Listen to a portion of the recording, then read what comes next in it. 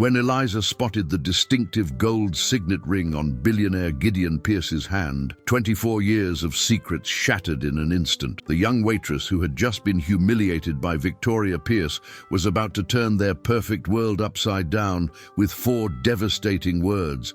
"That's my father's ring." Before we continue, don't forget to subscribe to the channel, like the video, and comment where in the world you're watching from. Let's go. A single moment can shatter the carefully constructed facades of the wealthy and powerful. For Victoria Pierce, that moment came in the form of a simple question from a young waitress at Le Ciel, the most exclusive restaurant in the city. The fluorescent lights of the kitchen hummed a monotonous tune, a sound Eliza knew better than her own heartbeat. It was the soundtrack to her life for the past 3 years. The sizzle of gourmet dishes on imported cookware, the gentle clink of fine china, the hushed murmurs of the wealthy discussing business deals worth millions. At 24, Eliza had mastered the art of invisibility, of serving without being seen. "Remember, the Pierces are here tonight," Marcus, the head waiter, announced to the staff gathered in the kitchen. "Mrs. Pierce is very particular about her table setting, and Mr. Pierce tips generously if everything goes smoothly. Don't screw this up." Eliza nodded, though her stomach tightened. The Pierces were legendary among the waitstaff, not just for their immense wealth, but for Victoria Pierce's cutting remarks and impossible standards. Gideon Pierce, founder of Pierce Technologies and worth an estimated $11 billion, was known for his stoic demeanor and ruthless business tactics. His wife Victoria, 20 years his junior, and dripping with old money pedigree, was the true terror. "Eliza, you're on the Pierce table tonight," Marcus said, his expression grave. "Sophia called in sick." "But I've never," Eliza began, panic rising in her throat. "I just don't speak unless spoken to, and you'll be fine," Marcus interrupted, already moving on to other matters. Eliza smoothed down her crisp white shirt and adjusted her bow tie, a familiar ritual that usually calmed her nerves. It didn't work tonight. As she peered through the kitchen doors at the couple seated at the best table in the house, she felt a strange twist in her chest. Gideon Pierce sat with his back straight, his salt and pepper hair perfectly groomed, his custom suit fitted to his still athletic frame. He was handsome in that severe way of powerful men, all sharp angles and intensity, but it was the woman beside him who commanded attention. Victoria Pierce was stunning, with her blonde hair styled in an elegant bob, diamonds glittering at her ears and throat, her black lace dress both sophisticated and sensual. "They're just people," Eliza whispered to herself, pushing through the door with practiced grace. As she approached the table, Victoria's ice blue eyes flicked up, assessed Eliza in a fraction of a second, and dismissed her just as quickly. Gideon didn't look up at all, focused on the leather-bound wine list. "Good evening, Mr. and Mrs. Pierce. My name is Eliza, and I'll be your server tonight. May I start you with something from the bar?" Her voice was steady, professional. "Macallan, 25. Neat," Gideon said without looking up. Victoria sighed dramatically. "You have a new sommelier, don't you? The wine list has changed. Is Michel still here? He knows what I like." "I believe Michel is off tonight, ma'am, but I'd be happy to make a recommendation," Eliza offered. Victoria's lips curled into a cold smile. "I highly doubt you'd know what I would enjoy. Just send over the sommelier." The dismissal stung, but Eliza was used to it. "Of course, ma'am, right away." As she turned to leave, she noticed a flash of gold on Gideon Pierce's right hand, a distinctive signet ring. Something about it caught her attention, triggered a fragment of memory she couldn't quite grasp. She hesitated just for a moment. "Is there something else?" Victoria asked sharply. "No, ma'am. I'll be right back with your Macallan and the sommelier." Eliza retreated, her heart pounding inexplicably. In the service area, she tried to calm herself while preparing Gideon's scotch. The ring, there was something about that ring. It reminded her of the photographs her mother kept in the old wooden box under her bed. Photographs Eliza had only glimpsed a handful of times. When she returned to the table with the drink, Gideon finally looked up. Their eyes met briefly, and Eliza felt a jolt of something unidentifiable. His expression changed, almost imperceptibly, a flicker of confusion, perhaps recognition, quickly masked. "Your Macallan, sir," she said, placing the crystal tumbler precisely on the table. "The sommelier will be with you shortly." "What is your name again?" Gideon asked, his voice deep and controlled. "Eliza, sir. Eliza Olay." His fingers tightened around the glass. "Olay," he repeated, as if testing the word. "Thank you, Eliza." Victoria looked between them, her perfect features hardening. "For heaven's sake, Gideon, it's just the waitress." The evening progressed with excruciating slowness. Victoria sent back her appetizer twice, complained about the temperature of the dining room, and made cutting remarks about everything from the bread service to the pacing of courses. Through it all, Gideon remained mostly silent, but Eliza caught him watching her several times, a strange intensity in his gaze. During the dessert course, Victoria's diamond bracelet caught on her lace sleeve. As she tried to free it, her hand knocked over a full glass of red wine, sending it cascading across the white tablecloth and directly into Eliza's path. "Oh!" Victoria exclaimed, not with concern but with irritation. "Look what's happened!" Eliza jumped back, but not quickly enough. The expensive Bordeaux splashed across her white shirt and black vest. "I'm so sorry," Eliza said automatically, though it wasn't her fault. Victoria's lips twitched with something close to satisfaction. "Well, don't just stand there dripping. Clean it up." Eliza's cheeks burned as she quickly blotted the tablecloth with a clean napkin. She could feel the stares of nearby diners, the quiet hum of gossip already beginning.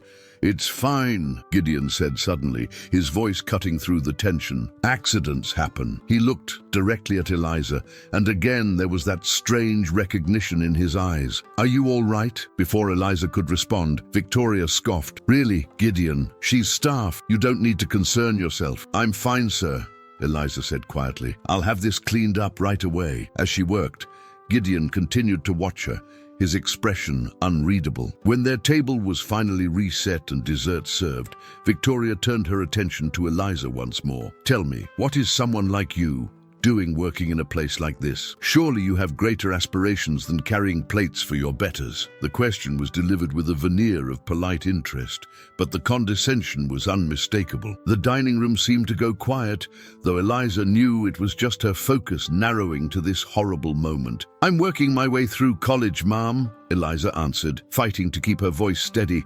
"I'm studying art history." Victoria laughed, a tinkling sound devoid of warmth. "Art history, how quaint and utterly useless, I'm afraid. You'd be better off learning a practical skill. Perhaps I could recommend a good secretarial program?" "Victoria," Gideon said, a warning in his tone. "What?" "I'm trying to help the girl," Victoria replied with mock innocence.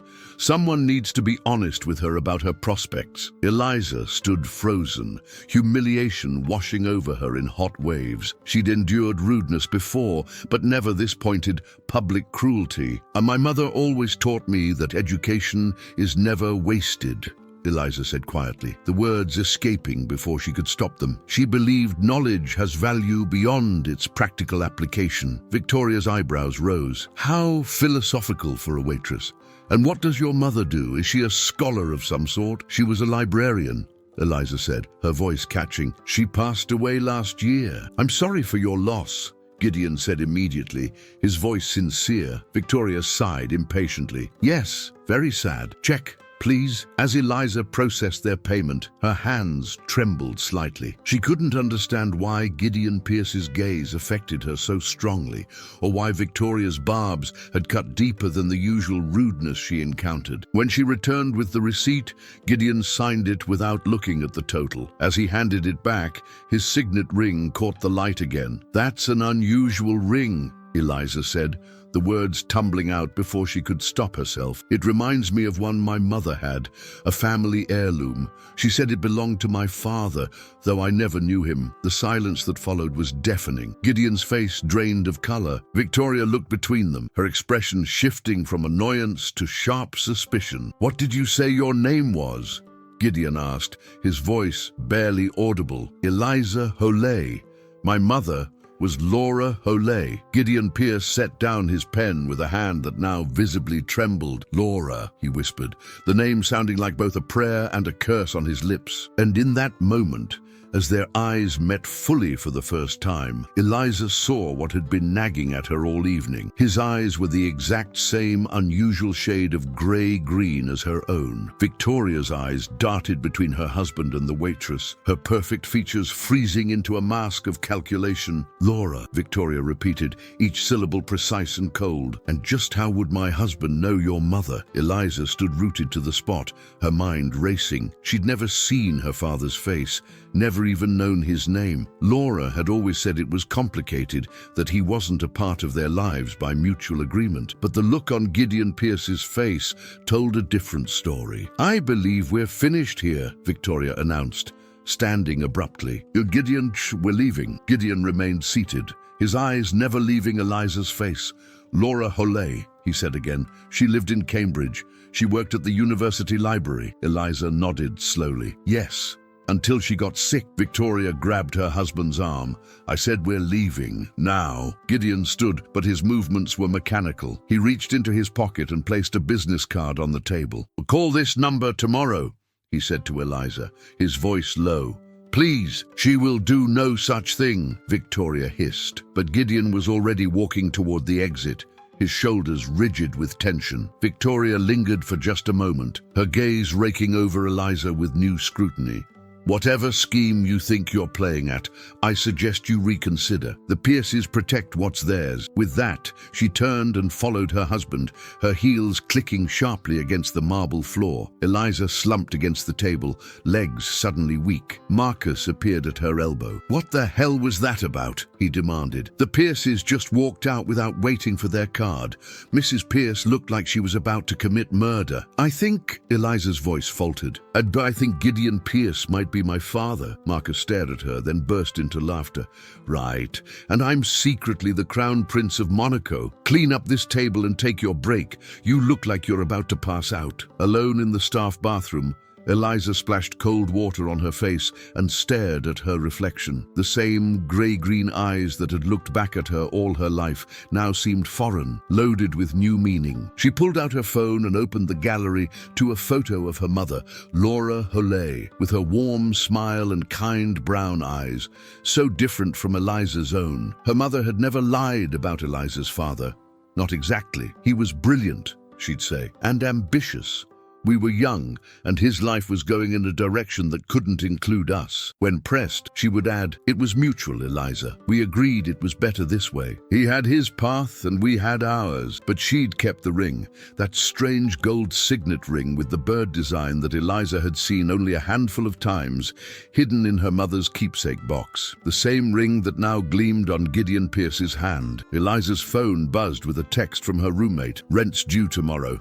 You have your half." Reality crashed back. Whatever surreal encounter had just happened in the dining room, Eliza still had bills to pay and a life to lead. She tucked Gideon's business card into her pocket and returned to finish her shift. The next morning, after a sleepless night, Eliza sat on the edge of her bed staring at the card. "Gideon Pierce, CEO," it read, with a direct line printed beneath. Such a simple object, representing such an impossible choice. Her phone rang, startling her. An unknown number. "Hello," she answered cautiously. "Eliza Holley." A crisp, professional female voice responded. "This is Genevieve Adler, Mr. Pierce's executive assistant. Mr. Pierce would like to meet with you today at your earliest convenience." Eliza's heart raced. I have class until 2. Mr. Pierce will see you at 3 p.m. at his office. The address is on his card. Please bring identification." "Wait, I haven't said." "A car will pick you up at 2:30. Please text this number with your address." The line went dead. Eliza stared at her phone in disbelief. Apparently, billionaires didn't ask.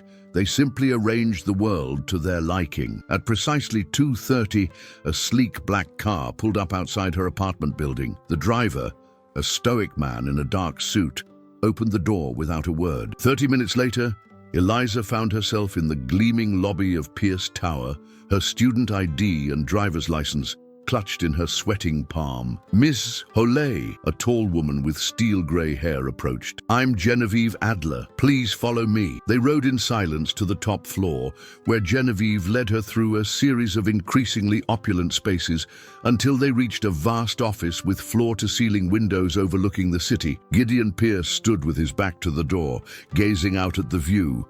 "Sir, Miss Holay is here," Genevieve announced, then disappeared, closing the door behind her. Gideon turned slowly. In daylight, the resemblance was even more striking.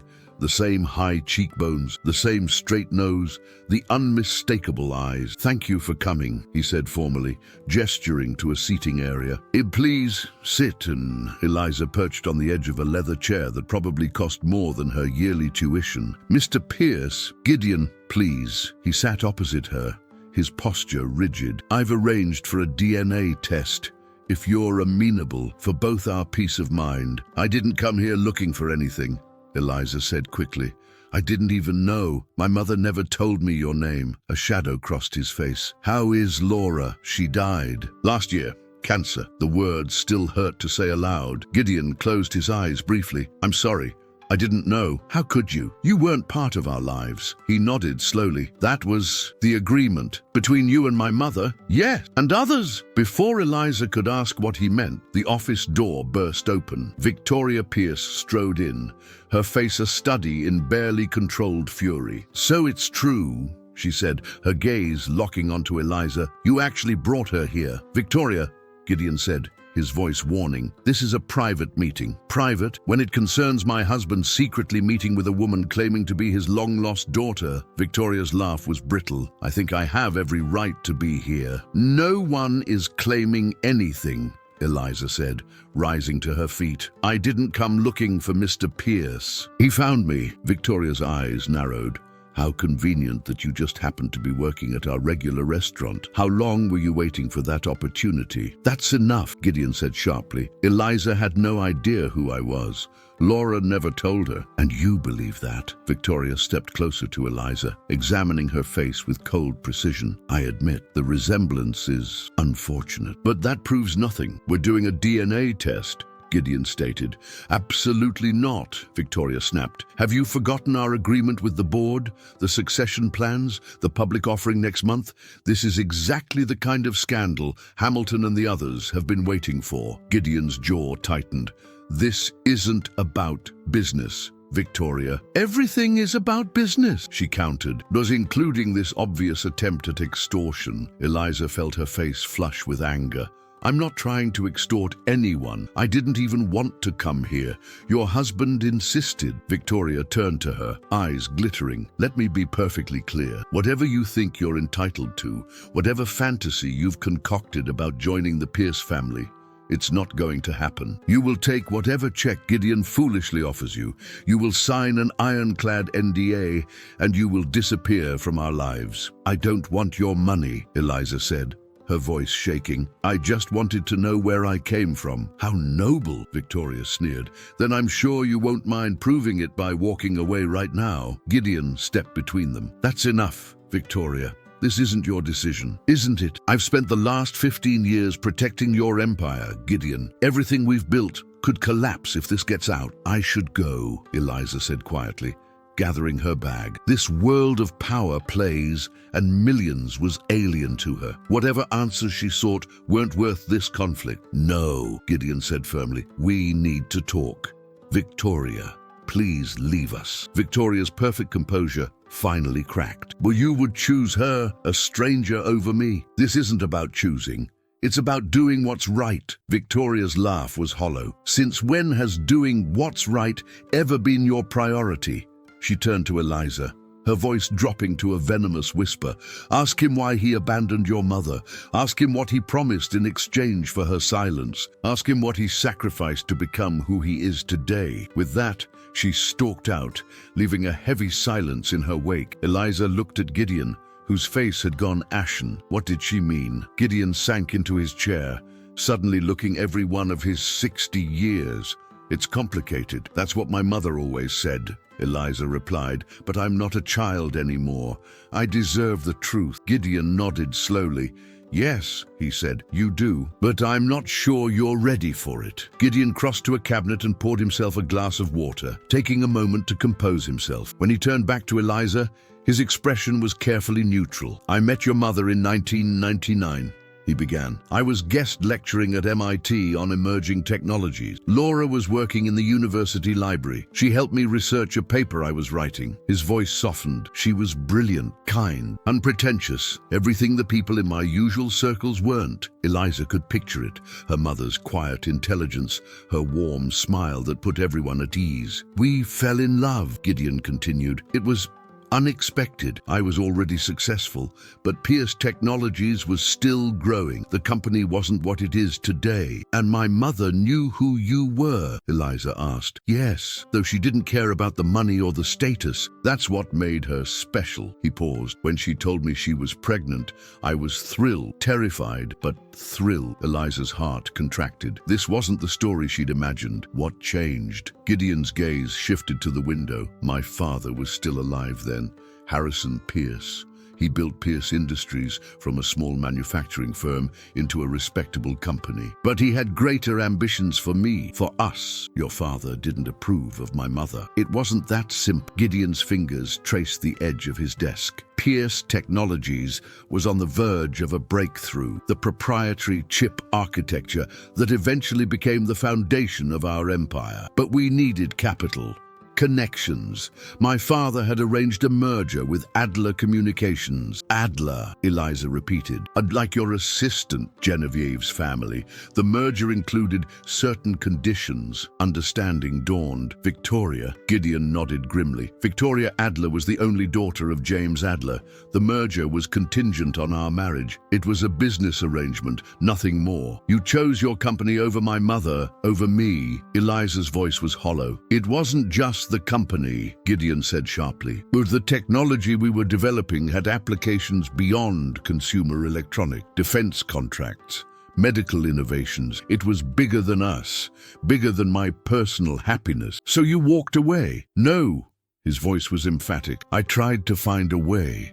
I offered Laura everything I could, a home, financial security, my name for you, everything except marriage. She refused." Eliza shook her head, confusion clouding her features. "Duh, that doesn't sound like my mother. Laura had principles. She wouldn't be my secret, and she wouldn't raise a child in the shadows." His expression darkened. "Then my father intervened. He made it clear what would happen if I chose Laura over the merger." "What did he do?" "He threatened to destroy her career, her reputation. He had evidence fabricated that she had stolen research materials, plagiarized academic works. In the academic world, accusations like that are devastating, even when disproven." Eliza felt sick. "So you agreed to marry Victoria?" "I made a deal," Gideon corrected. "I would fulfill my obligation to the merger, and in exchange, Laura would be protected. A trust was established for you both, enough to ensure you'd never want for anything." "We never received any money," Eliza said flatly. Gideon's face registered genuine shock. "That's impossible. I set it up myself." Laura agreed to the terms. "My mother worked 2 jobs to put herself through graduate school. When she got sick, we lost our apartment. I dropped out for a year to care for her." Eliza's voice trembled with suppressed anger. "If there was a trust, we never saw a penny of it." Gideon sank into his chair, visibly shaken. "Someone interfered. The trust was administered through the family office. My father initially, then after his death." His voice trailed off as realization dawned. "Victoria?" Eliza supplied. "She wouldn't have had direct access, but she's been closely involved with the Pierce Family Foundation for years." He reached for his phone. "I need to speak with our legal team immediately." "I told you. I don't want your money," Eliza said firmly. "This isn't about what you want," Gideon replied, his tone hardening. "This is about what you and your mother were entitled to. What I promised." He pressed a button on his desk. "Genevieve, get Harrison Blackwell on the line.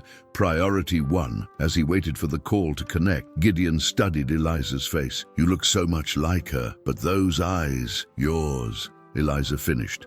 A flash of what might have been pride crossed his features. The DNA test is a formality. I know who you are. The office door opened again, and Genevieve entered with a tablet. Sir, Mr. Blackwell is on line 1, and these just arrived from the lab. She handed Gideon the tablet with a pointed look at Eliza. That was fast, Eliza remarked. Being a Pierce has its advantages, Gideon replied, scanning the document. His expression didn't change, but something in his posture relaxed. 99.997% probability of paternity. Eliza felt lightheaded. It was one thing to suspect, another to know with scientific certainty. I should go, she said suddenly, standing. This is a lot. Wait, Gideon said, rising. We have more to discuss, the trust for one, and your future. My future is fine. I graduate next spring. I have a job lined up at the Atwater Museum. The Atwater, Gideon repeated thoughtfully. The Pierce Foundation is their largest donor. I didn't know that, Eliza said quickly, and I don't want your help. I got that position on my own merits. I don't doubt it. There was that flash of pride again. But as my daughter, you're entitled to... I'm not your daughter, Eliza interrupted, her voice cracking. Not really. Biology doesn't make a family, Mr. Pierce. 24 years of absence can't be erased with a DNA test and a trust fund. Gideon flinched as if she'd struck him. You're right, he said quietly. I have no claim on you, but perhaps we could get to know each other. Start there. Before Eliza could respond, her phone buzzed, a text from her roommate. 911. Victoria Pierce is here at our apartment. Eliza's blood ran cold. I have to go. Now. What is it? Gideon asked, alarmed by her sudden change. Your wife is at my apartment. How did she even know where I live? Gideon's expression darkened. The car service. They would have logged your pickup address. He grabbed his jacket. I'm coming with you. No, Eliza said firmly. You'll only make it worse. I can handle Victoria. You don't know her like I do, Gideon warned. Victoria doesn't make idle threats. Neither do I.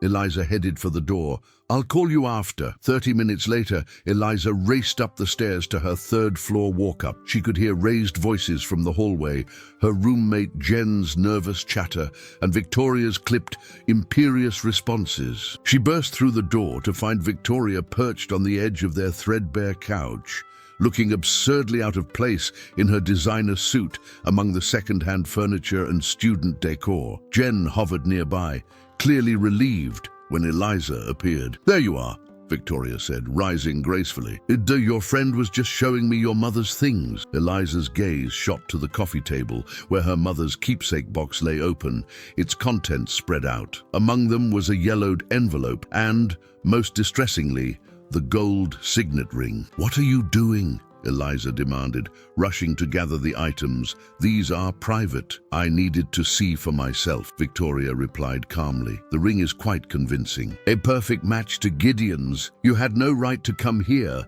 to touch my mother's belongings. Jen, is it? Victoria turned to the roommate. Would you mind giving us a moment? Jen looked uncertainly at Eliza, who nodded tersely. It's okay.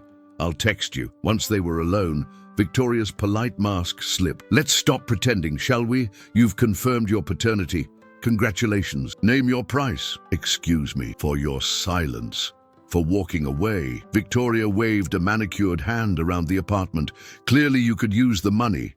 5 million should change your life quite nicely. Eliza laughed in disbelief. You think you can buy me off? Everyone has a price, Victoria said dismissively. 10 million then, but that's my final offer. I don't want your money, Eliza repeated, for what felt like the 100th time.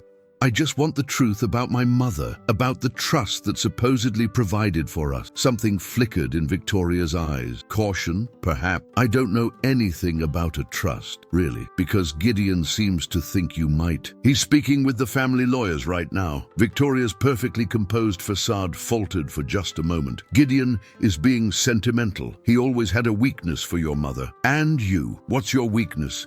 Mrs. Pierce. Eliza gathered her mother's belongings, carefully placing the ring back in its velvet box. Victoria's lips curved into a cold smile. I don't have weaknesses. That's why I've survived in this world, while women like your mother get left behind. My mother wasn't left behind, Eliza said firmly. She chose to walk away with her dignity intact. There's a difference. Is that what she told you? Victoria picked up a framed photograph of Laura that sat on the bookshelf. Poor Laura, always so principled, so proud. Did she ever tell you about the night she came to our engagement party? Eliza's head snapped up. What? Oh, yes, Victoria continued, studying the photograph. 7 months pregnant, showing up uninvited at the Adler estate. Quite the scandal. She demanded to speak with Gideon alone. She set the photo down carefully. My father's security escorted her out. It was unfortunate. The image of her pregnant mother being forcibly removed from a party made Eliza's stomach turn. You're lying. Ask Gideon, Victoria suggested. Ask him why he didn't come to her defense that night. Ask him why he stood beside me instead of the woman carrying his child. There must have been a reason. The reason was $20 billion and the future of Pierce Technologies. Victoria's voice was matter of fact. Men like Gideon don't choose love over legacy, Eliza. Remember that before you start playing happy families. Eliza's phone rang. Gideon. She hesitated, then answered on speaker. I'm with Victoria, she said by way of greeting. I know, he replied, his voice tight. I'm on my way to you. That's not necessary, Victoria cut in smoothly. Eliza and I are having a lovely chat, getting to know each other. Victoria, don't do anything rash, Gideon warned. I've spoken with Harrison. The trust documentation has been located.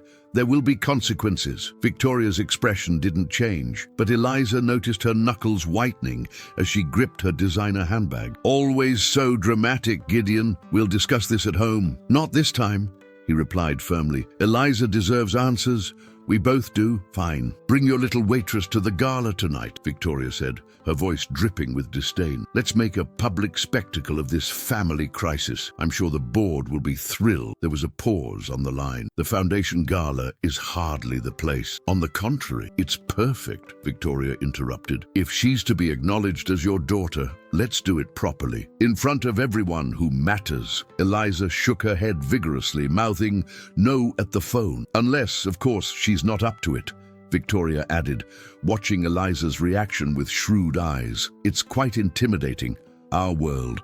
All those powerful people, all those expectations, not everyone is cut out for it. It was a challenge, plain and simple. Victoria was counting on Eliza being overwhelmed, on her retreating to the safety of her modest life rather than stepping into the spotlight. I'll be there, Eliza heard herself say. What time should I arrive? Victoria's smile didn't reach her eyes. 7 o'clock, the grand ballroom at the Archer Hotel. Wear something appropriate, if you can manage it. After Victoria left, Eliza collapsed onto the couch, the reality of what she'd just agreed to sinking in. Moments later, her phone buzzed with a text from Gideon. Are you sure about this? Victoria is at her most dangerous in public. She replied, I want answers about my mother, about the trust. This seems to be the only way to get them. His response came quickly. I'll send a car at 6:30. And Eliza, I'm sorry for everything. Jen returned to find Eliza still on the couch, staring at her mother's keepsake box. What happened? What did she want? To buy me off, Eliza replied distantly. And when that didn't work, to intimidate me. Did it work? Eliza looked up at her friend. No, but I need your help. I have to crash a black tie gala tonight. 2 hours later, they had ransacked their combined wardrobes and called in every favor from friends with better fashion sense, but nothing was suitable for the kind of event Eliza was about to attend. We need professional help, Jen declared, grabbing her phone. My cousin Marco works at Bergdorf's.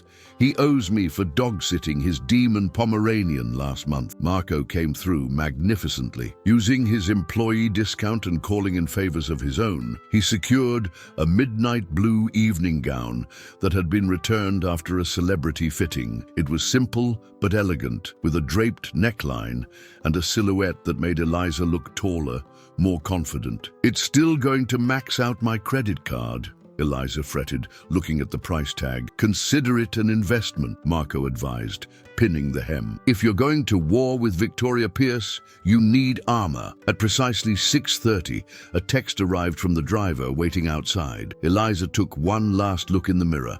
With her hair swept up and Marco's deft makeup application, she barely recognized herself.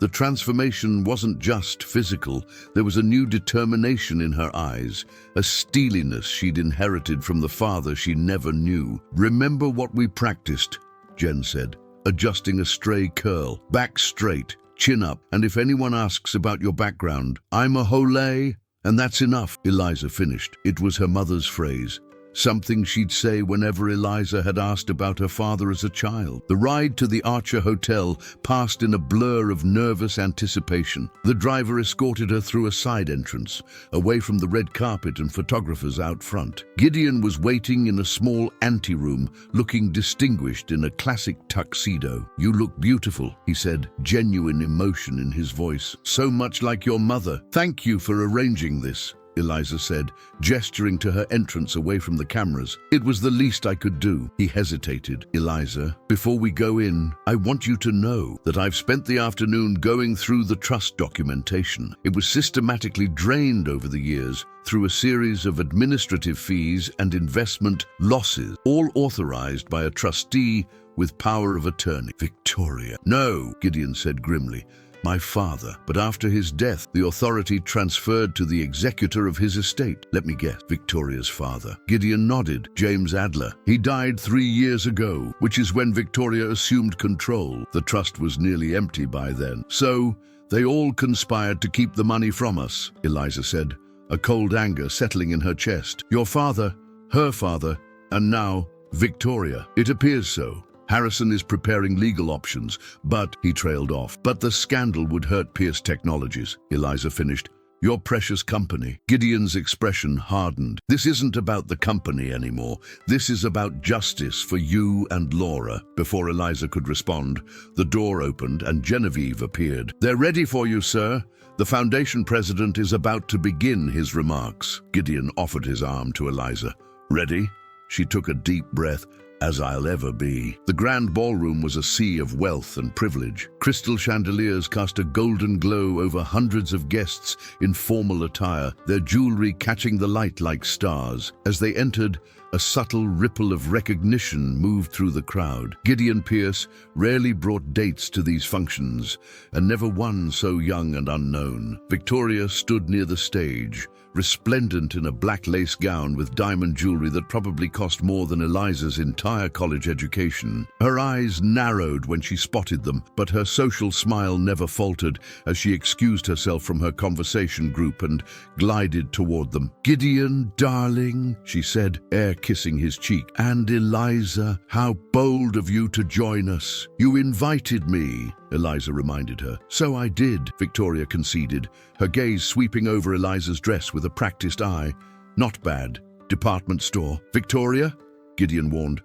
Just making conversation," Victoria replied innocently. "Come, they're expecting you on stage. The Foundation can't very well honor its chairman if he's hiding in the corner." As Gideon made his way toward the stage, Victoria linked her arm through Eliza's with a grip like steel.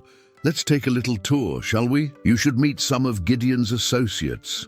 Before Eliza could protest, Victoria was steering her through the crowd, stopping to introduce her to various guests. "This is Eliza Hole," Victoria would say, her voice pitched to carry just far enough. "An art history student. Gideon is mentoring her, one of his charitable projects." Each introduction was delivered with the same condescending smile, the same subtle emphasis on Eliza's modest background. After the fifth such introduction, Eliza extricated her arm from Victoria's grasp. "Is this really necessary?" she asked quietly. "Absolutely," Victoria replied, her smile never faltering. "If you're going to be part of this world, you should understand how it works." She nodded toward a cluster of older men in tuxedos. "Those are board members of Pierce Technologies. The tall one is Hamilton Reed. He's been trying to force Gideon into retirement for years." "Why are you telling me this?" "Because you need to understand what's at stake." Victoria's eyes were cold. "Gideon built Pierce Technologies from nothing. It employs thousands of people. Its technology powers everything from smartphones to military defense systems. All of that could be jeopardized if certain personal matters became public." "You mean me?" Eliza said flatly. "Pierce Technologies has a very specific image: family values, tradition, stability."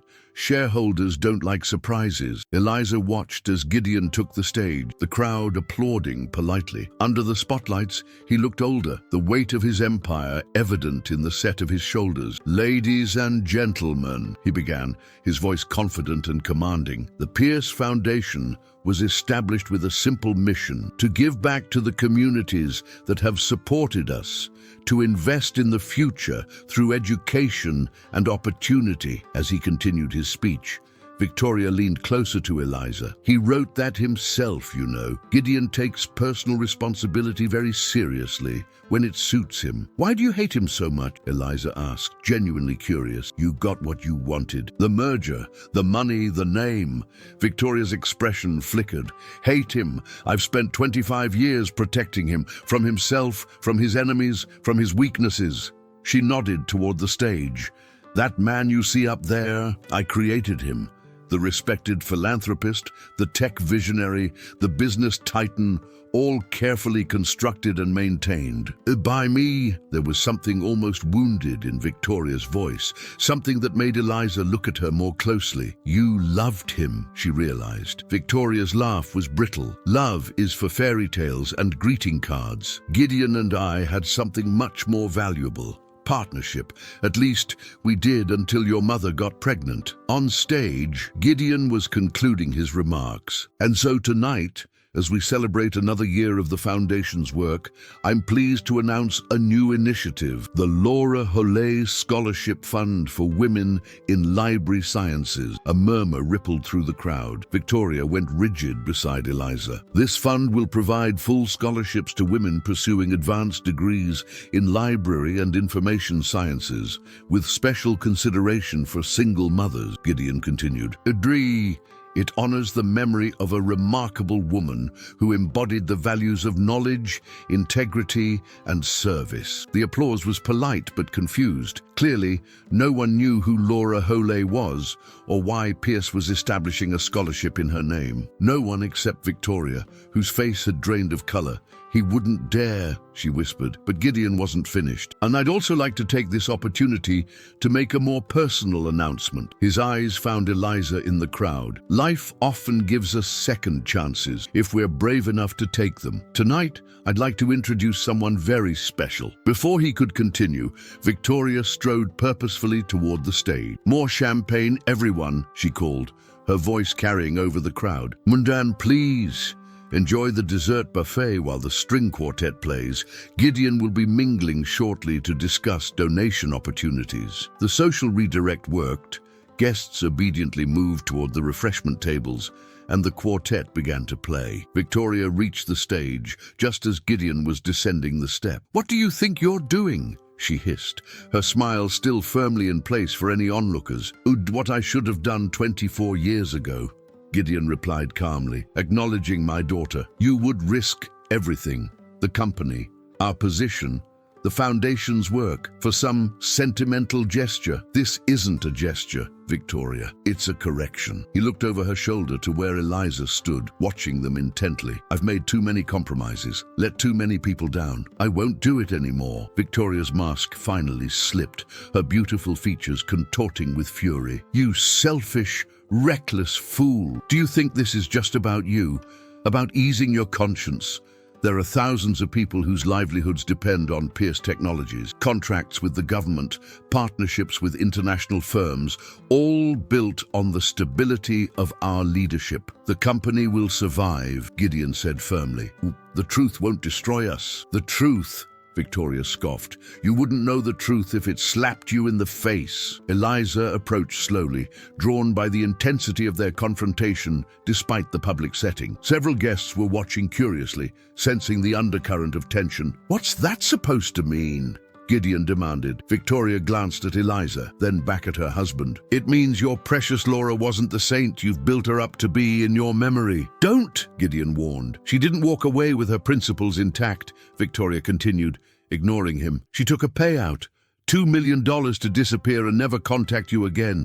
I have the signed agreement." Eliza felt as if the floor had dropped from beneath her feet. "That's a lie," she said, her voice shaking. "My mother would never." "Check her keepsake box," Victoria said coldly. The original agreement should be there with the ring. Your mother wasn't protecting you from Gideon's world. She was protecting her reputation and her payout. Enough! Gideon's voice was sharp. Victoria, this is beneath even you. But Eliza's mind was racing. There had been an envelope in her mother's box, yellowed, sealed, with "For Eliza, when you're ready," written on the front in her mother's handwriting.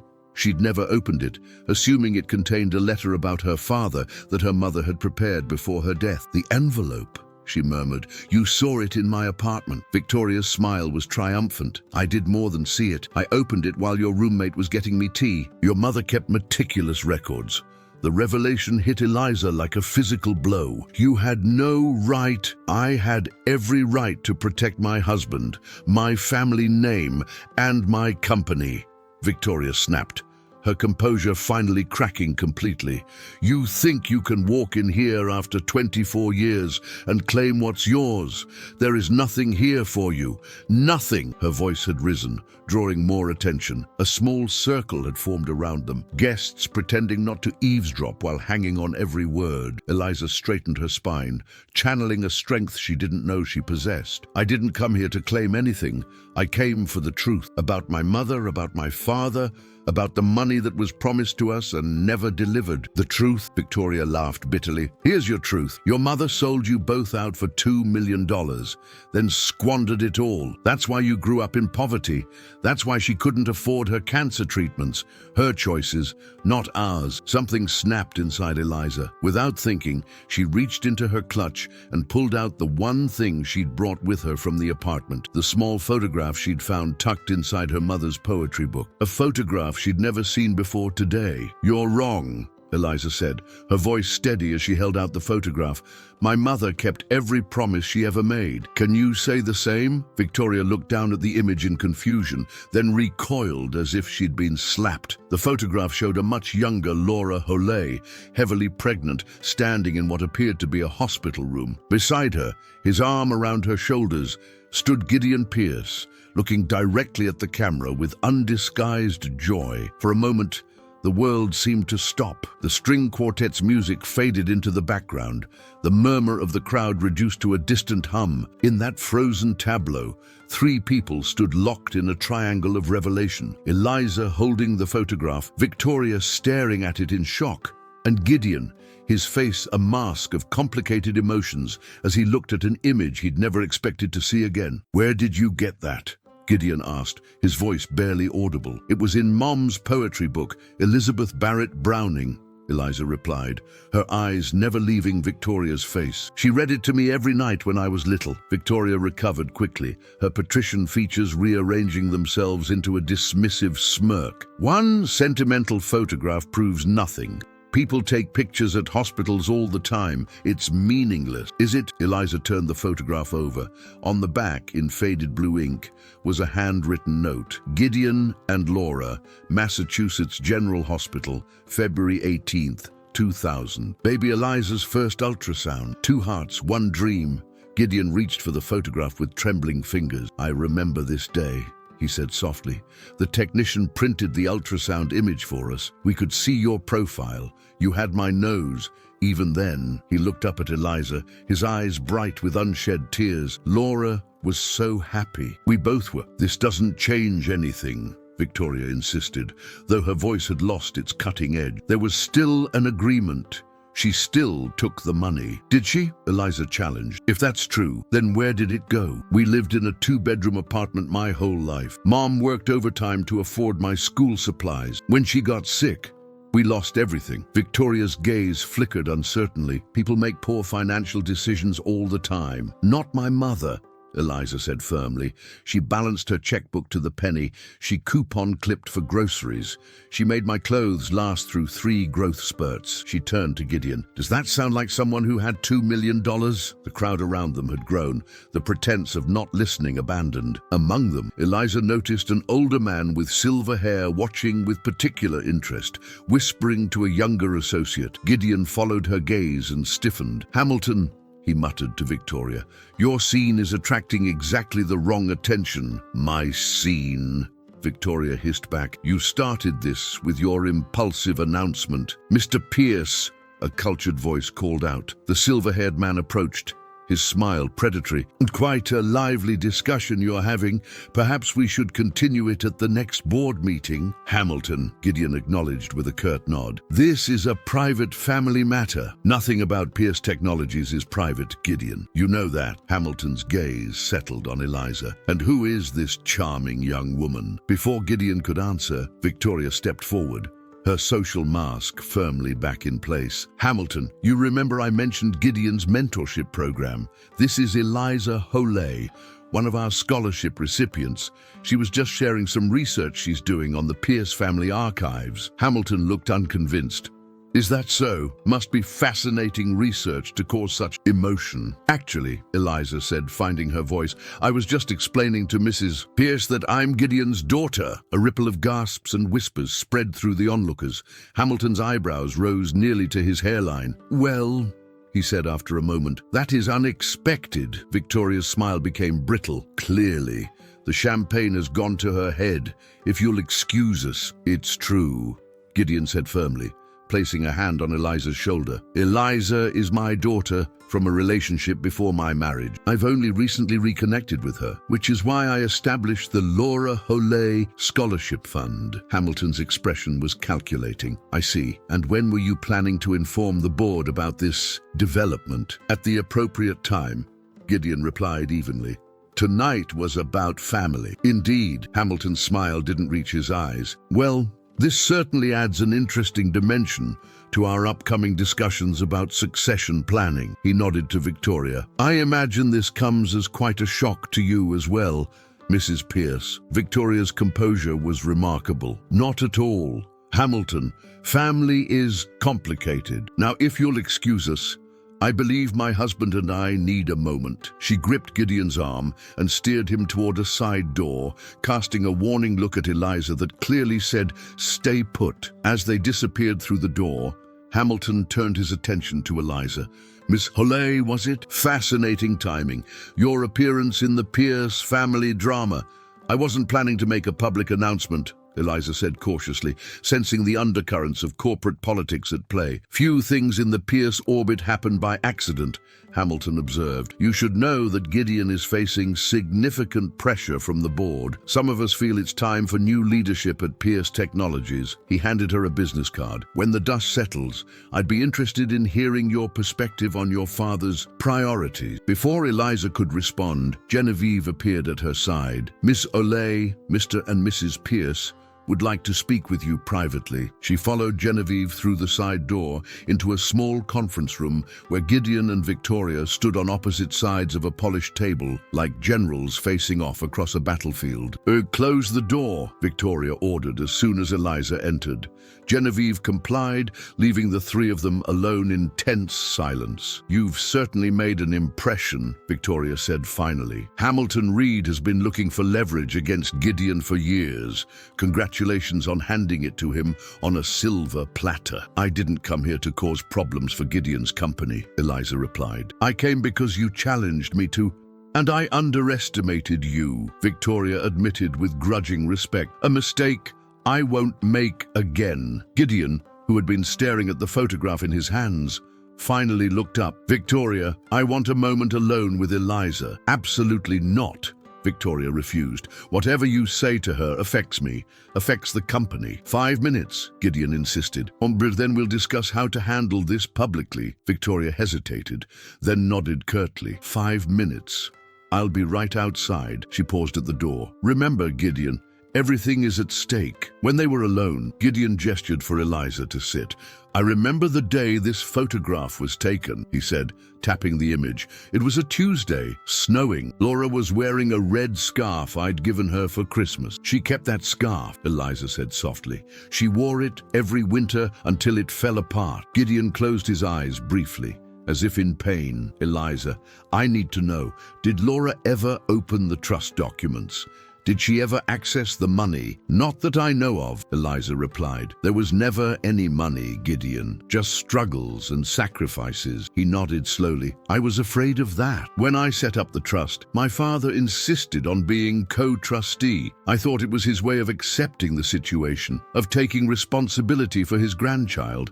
I was a fool. What really happened between you and my mother? Eliza asked. Victoria said she took a payout to disappear.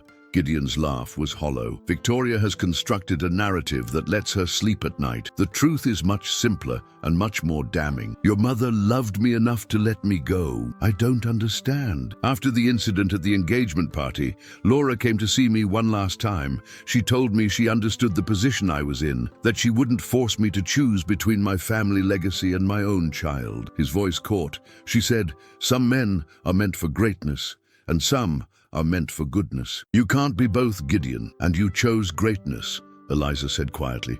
I thought I could have both, Gideon replied, his voice heavy with regret. I established the trust, made arrangements for your future. I convinced myself I was doing the right thing, the responsible thing. He looked directly at Eliza. I was a coward. And you and Laura paid the price for my cowardice. The silence that fell between them was heavy with 24 years of absence. Eliza studied Gideon's face, the lines around his eyes, the silver at his temples, the weight of regret evident in the slump of his shoulders. This man, this stranger who was her father, had made a choice that shaped her entire life. I don't know what you want from me, Eliza said finally. I can't absolve you of your guilt. I can't erase the past.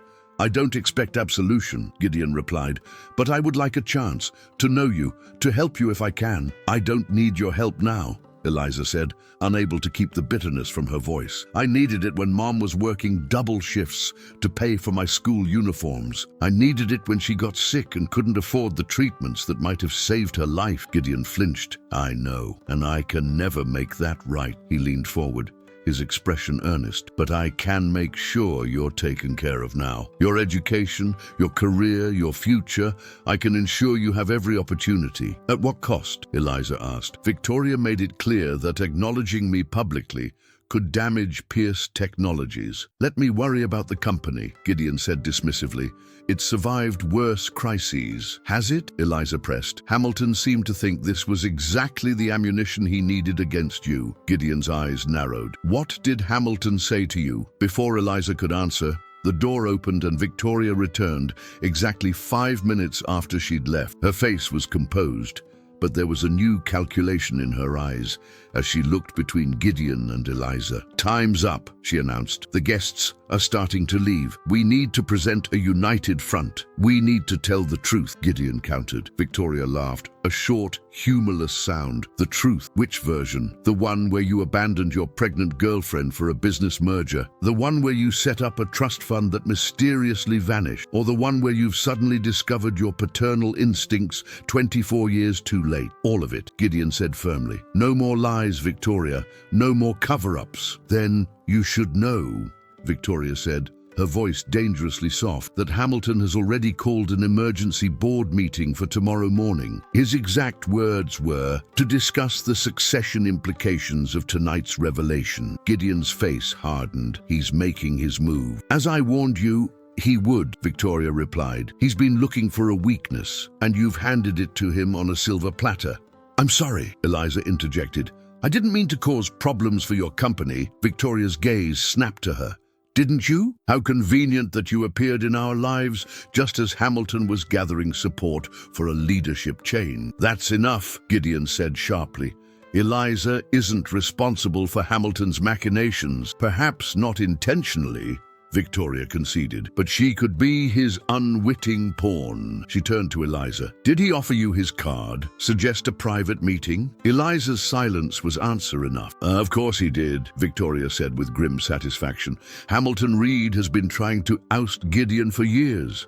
Your existence, the scandal, the timing, the potential legal claims. It's everything he needs to convince the board that Gideon's judgment is compromised. I have no intention of meeting with Hamilton, Eliza said firmly. Good, Victoria replied, because believe it or not, I'm trying to protect what your father built. Not just for us, but for the thousands of people who depend on Pierce Technologies for their livelihoods. There was something almost sincere in Victoria's voice, a crack in the armor of the cold, calculating woman Eliza had first encountered at the restaurant. What about the trust fund? Eliza asked. Gideon says he established it for my mother and me. Where did that money go? Victoria's expression tightened. As I'm sure Gideon has told you, his father was co-trustee. After his death, the authority transferred to my father, and you had no knowledge of what happened to the money, Eliza pressed. I knew of the trust's existence, Victoria admitted.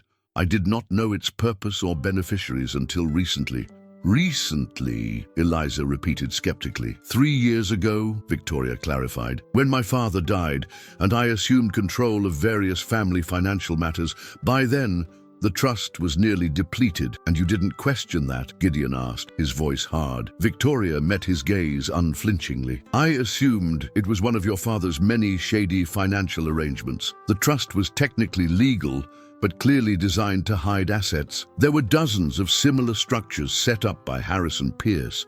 So you just let it continue to be drained, Gideon said. I did, Victoria acknowledged, because by then it contained less than $50,000, and I had no idea it was meant for your secret daughter. She turned to Eliza. Would $50,000 have saved your mother? The brutal directness of the question left Eliza speechless. The truth was, it might have. The experimental treatment her mother's doctors had recommended had cost nearly that much, a sum so far beyond their reach that they hadn't even considered it a real option. That's what I thought, Victoria said quietly, reading Eliza's expression. And for that, I am genuinely sorry. The sincerity in her voice was unexpected. For the first time, Eliza saw Victoria not just as the cold, dismissive woman from the restaurant, but as someone caught in her own web of family obligations and corporate politics. What happens now?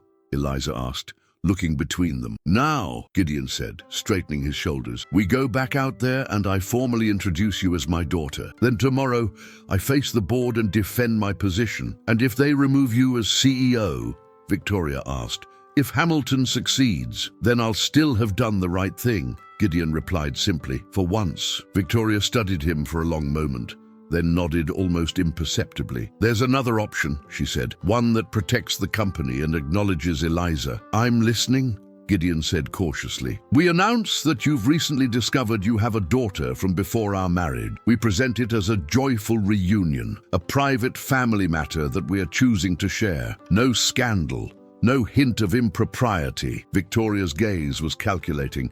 We emphasize that Eliza has her own successful career path, independent of Pierce Technologies, no succession concerns. And the trust fund?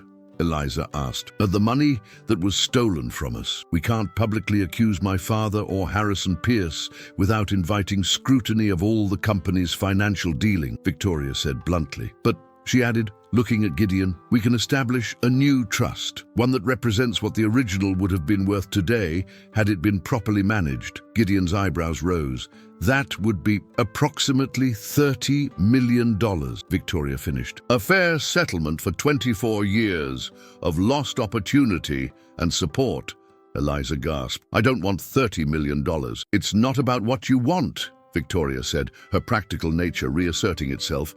It's about what you're legally entitled to, and what will make this situation go away quietly. $30 million won't make this go away quietly, Eliza said, finding her voice. Nothing can erase 24 years of absence. Of course not, Victoria conceded, but it can ensure your future, and it can honor your mother's memory in a tangible way. Eliza looked at Gideon, searching his face for answers. Is that what this is about for you, buying your way out of guilt? No, he replied firmly. This isn't about guilt. or at least not just about guilt. It's about responsibility, taking responsibility for the choices I made and the promises I failed to keep. He hesitated, then added, but it's also about wanting to know my daughter, if you'll let me. The sincerity in his voice caught Eliza off guard. This wasn't the calculated move of a corporate titan. It was the awkward, earnest attempt of a man trying to reach across a chasm of his own making. "Oh, we should return to the gala," Victoria said, checking her watch. "People will be talking. Let them talk," Gideon replied.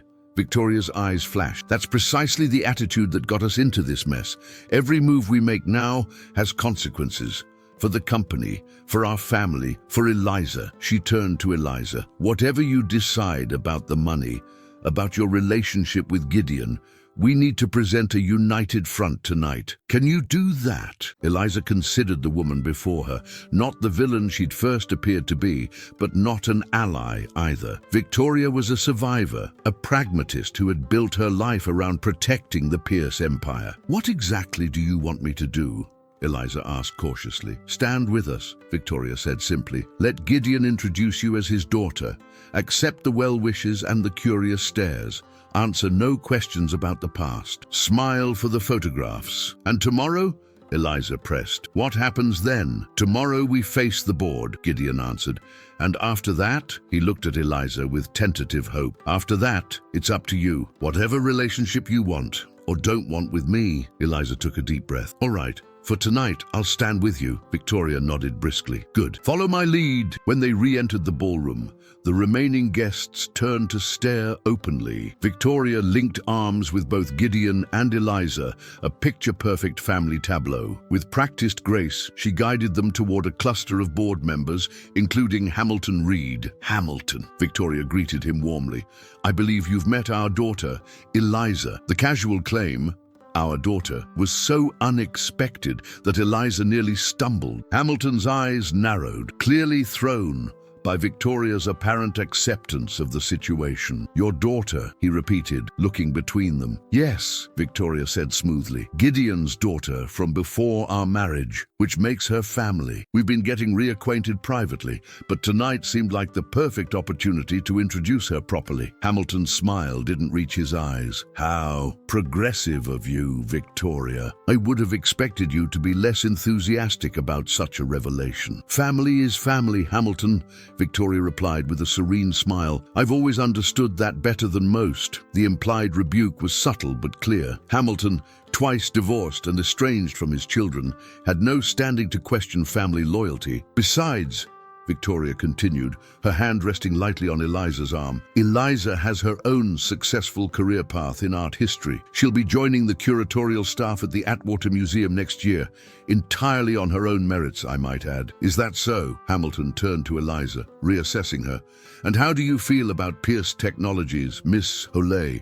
Any interest in joining the family business?" "None whatsoever," Eliza replied honestly. "My passion is art, not technology."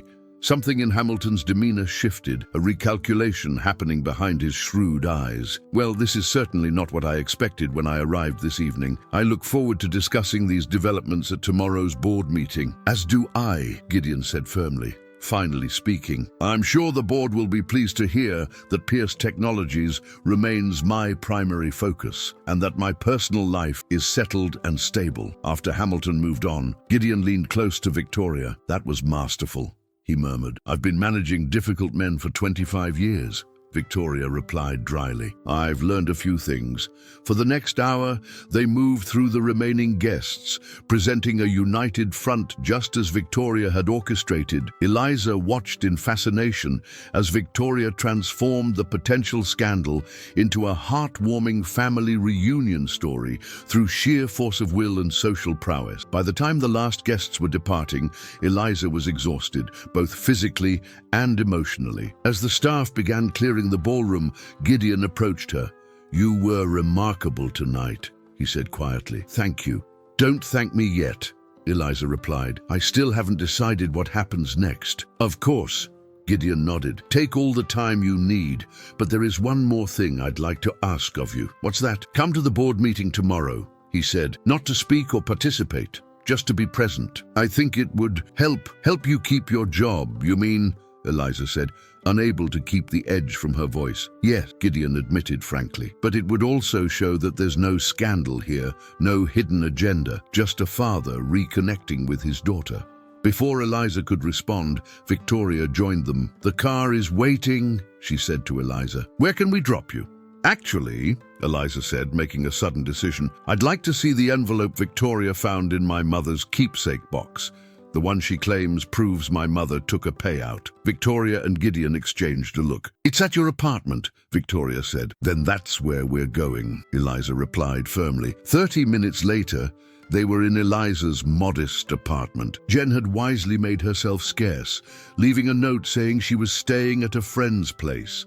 Eliza retrieved her mother's keepsake box from her bedroom and set it on the coffee table. "Show me," she said to Victoria. Victoria reached into the box and withdrew the yellowed envelope Eliza had never opened. "This is it," she said, handing it to Eliza. "The agreement your mother signed." With trembling fingers, Eliza opened the envelope. Inside was a legal document dated April 15, 2000, 3 months before her birth. The first page outlined a financial settlement of $2 million in exchange for Laura Holley's agreement to several conditions, including complete confidentiality regarding her relationship with Gideon Pierce. "You see," Victoria said quietly, "she did take the money," but Eliza was already turning to the signature page. Her mother's signature was there, but beside it was a handwritten note in Laura's familiar script. "I accept this money in trust for my daughter, to be used only for her education and welfare. I will never speak of Gideon Pierce, but neither will I lie to my child. When she is old enough to understand,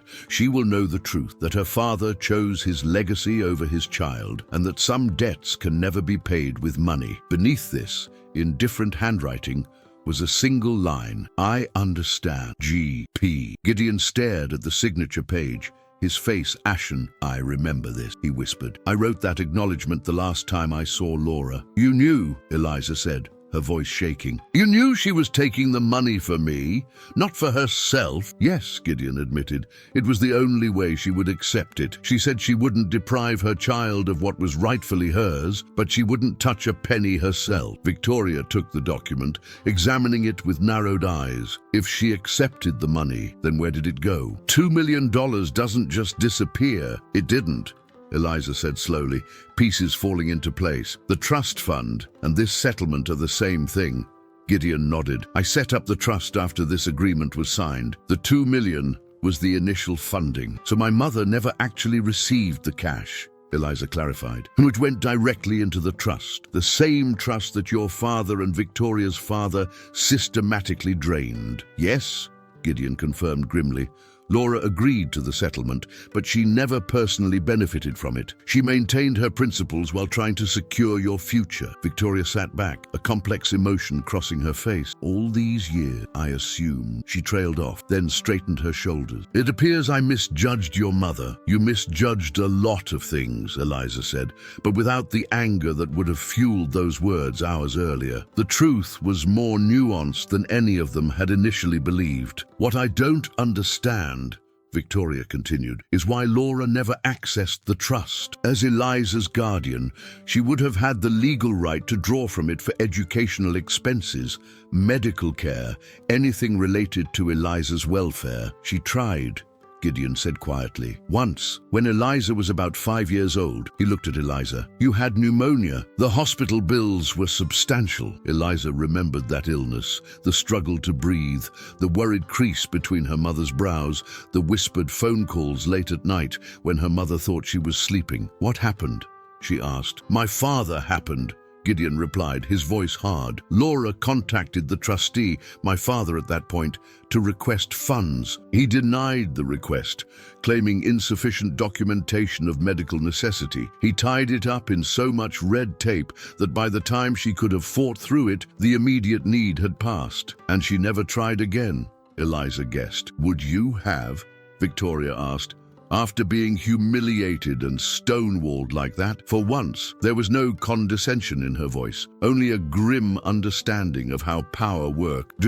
"So the trust existed," Eliza summarized, "but was deliberately structured to be inaccessible to us and then systematically emptied over the years. It would seem so, Victoria agreed, a particularly cruel form of compliance with the letter of the agreement while violating its spirit entirely. Eliza looked at Gideon. And you never checked. In 24 years, you never once verified that the trust was being properly managed. Gideon's shoulders slumped. I convinced myself that checking would violate the agreement, that any contact, even indirect, would be breaking my promise to stay away. It was cowardice disguised as principle. A heavy silence fell between them. Outside, the city continued its nighttime rhythm. Distant sirens, the hum of traffic, the occasional burst of laughter from late-night revelers. Inside the small apartment, 3 people sat with the weight of decades of misunderstanding, manipulation, and missed opportunities. I'd like you both to leave now, Eliza said finally. I need to think. Victoria stood immediately. Of course. The board meeting is at 9 a.m. tomorrow,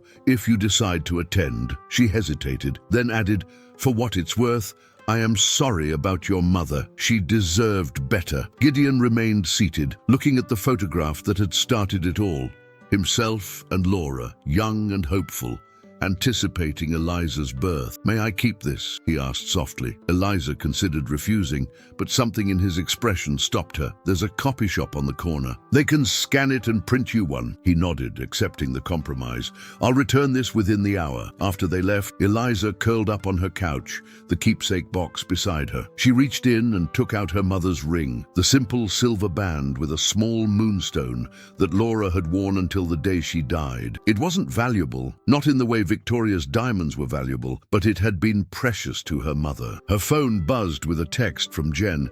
Is it safe to come home? Is the wicked witch gone? Eliza smiled, despite herself. All clear, but you won't believe what happened. On my way with ice cream. You're going to need it. An hour later, after Gideon had returned the photograph and departed with a quiet thank you, Eliza had recounted the entire evening to an increasingly wide-eyed Jen.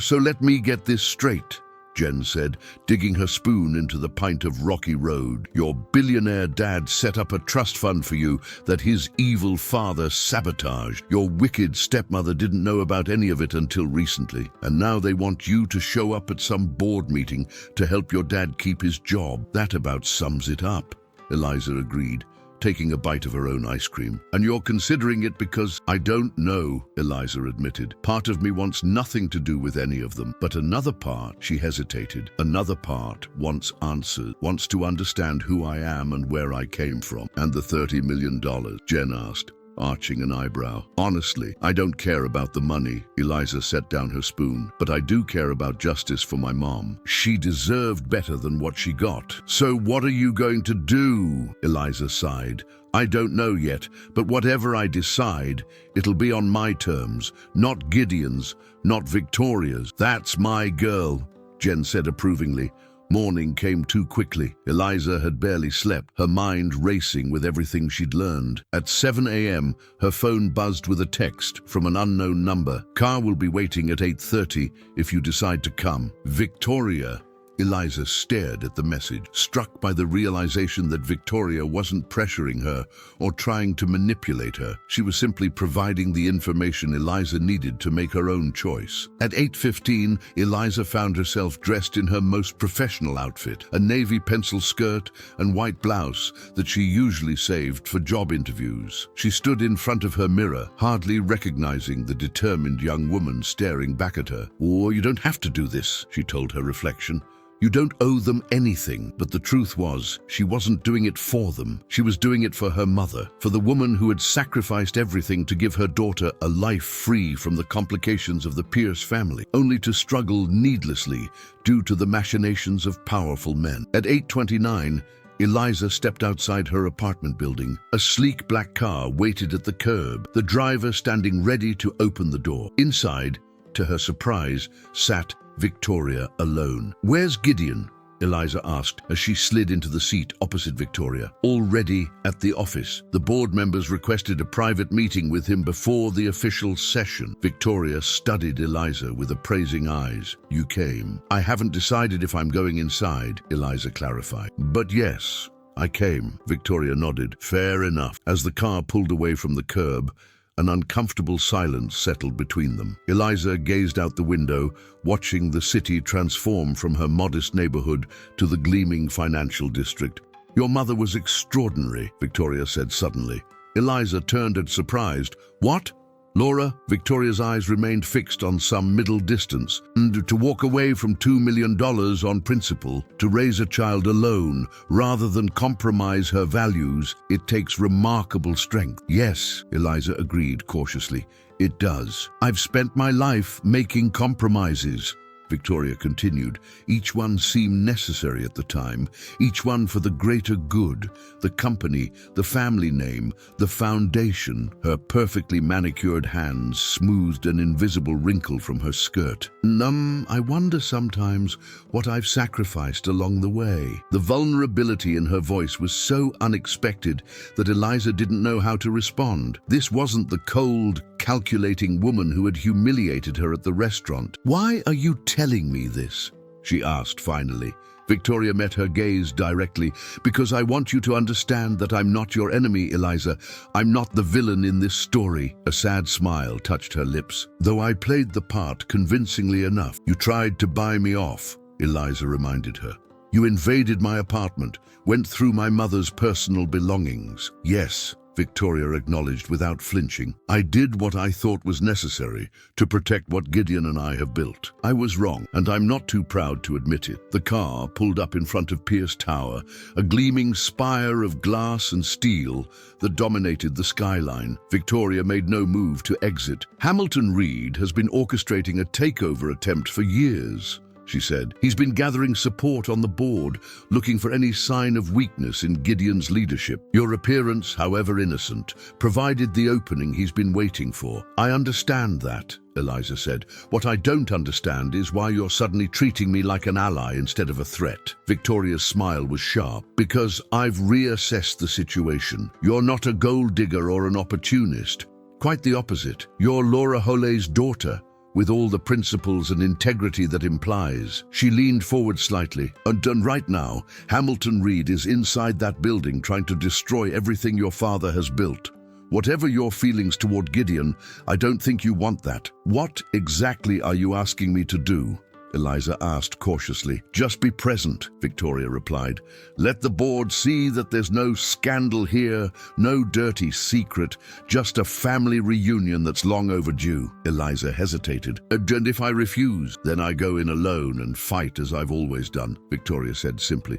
"But it would be harder." The honesty was refreshing after so much manipulation. Eliza considered her options, then nodded once. "I'll come in, but I'm not making any speeches or pretending everything is perfect between us." "I wouldn't expect you to," Victoria replied. "Adroit authenticity is our strongest asset right now." The boardroom of Pierce Technologies was imposing, a vast space dominated by a polished mahogany table with floor-to-ceiling windows offering a panoramic view of the city. When Eliza entered behind Victoria, 12 pairs of eyes turned to stare. Gideon stood at the head of the table, mid-sentence, his expression shifting from tension to surprise to relief. Hamilton Reed sat opposite Gideon, looking distinctly displeased by Eliza's arrival. "I apologize for the interruption," Victoria said smoothly, "but I thought the board might appreciate meeting Eliza Hole, Gideon's daughter, personally." Eliza stepped forward, suddenly conscious of every eye on her. "Good morning," she said, her voice steadier than she expected. An older woman with silver hair and piercing eyes, her name tag read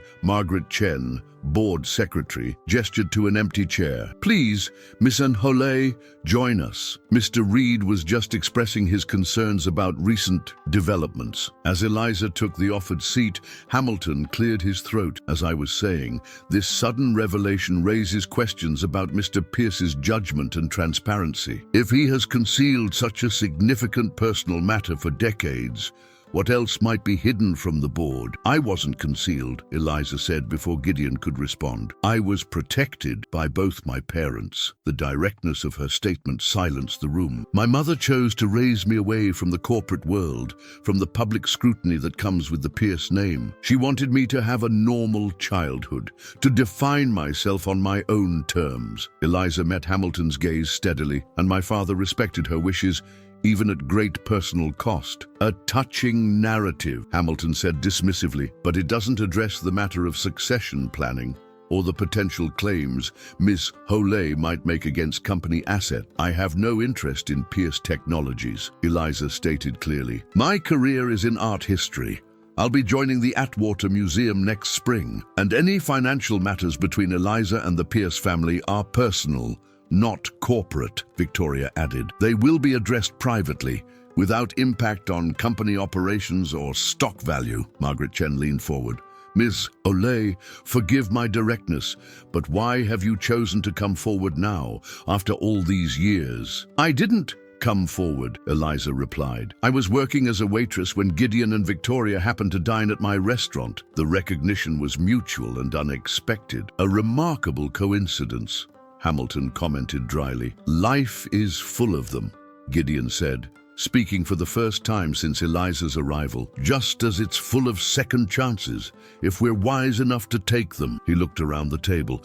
I've spent 25 years building Pierce Technologies into what it is today. I've made difficult choices, personal sacrifices, but I've never allowed my personal life to interfere with my responsibilities to this company or its shareholders. And yet here we are, Hamilton countered, discussing your secret daughter in an emergency board meeting. We're discussing her because you called this meeting Hamilton, Victoria pointed out coolly, and not because her existence affects Pierce Technologies in any material way. The debate continued for another hour, with Hamilton attempting to frame Eliza's appearance as a scandal requiring new leadership, while Victoria and Gideon systematically dismantled his arguments. Eliza remained mostly silent, watching the corporate chess match unfold. Finally, Margaret Chen called for a vote, but the motion before the board is to retain Gideon Pierce as CEO of Pierce Technologies with full confidence in his leadership.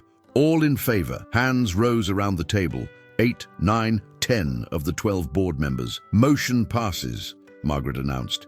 Mr. Pierce continues as CEO with the board's confidence. Hamilton's face was a study in controlled fury as he gathered his papers. This isn't over, Gideon. Yes, Hamilton, it is, Victoria replied smoothly. And I believe your resignation from the board would be appropriate at this point, given your clear lack of confidence in the leadership. After the boardroom cleared, only Eliza, Gideon, and Victoria remained. Eliza felt suddenly drained, the adrenaline of the confrontation leaving her system. Thank you, Gideon said simply. You didn't have to do that. No, I didn't, Eliza agreed, but it was the right thing to do. What happens now? Victoria asked, looking between them. Eliza took a deep breath. Now I go back to my life. I have finals next week and a thesis to complete. And us?